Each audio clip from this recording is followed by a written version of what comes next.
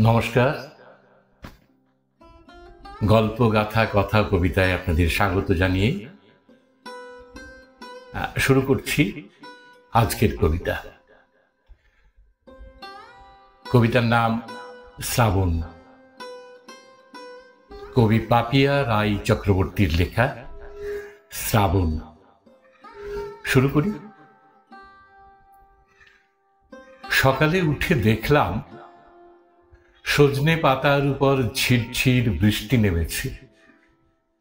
সেই বর্ষার জল পাতার গা পিছলে পুকুরের বুকে গিয়ে পড়েছে। শেষ রাতের বৃষ্টিতে স্নান সারছে শামুক, গেড়ি, গুগলিরা। পুকুরের ঘাটে নরম শ্যাওলা ভিজে চকচকে হয়ে উঠেছে। আর কিছু মাস পরে ছাতিমে ফুল আসবে। রঙ্গনের গোলাপি ফুলে বৃষ্টি ফোঁটা আটকে আছে। জলে ধুয়ে টগরের পাপড়ি যেন আরো সাদা হয়ে উঠেছে। কলাবতীর হলুদ ফুলের গা বেয়ে বর্ষা গড়িয়ে নামছে।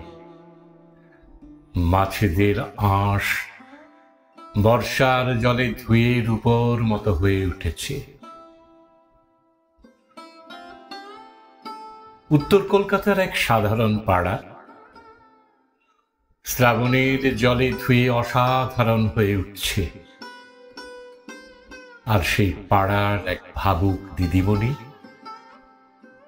এই বর্ষার চেহারা হাঁ করে দেখেই যাচ্ছে।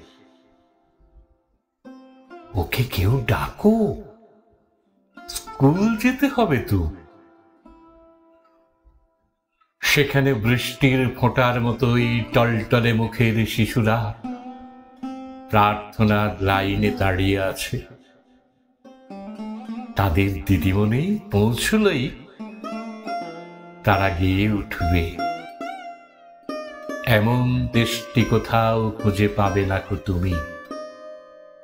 সকল দেশের রানী সেজে আমার জন্মভূমি।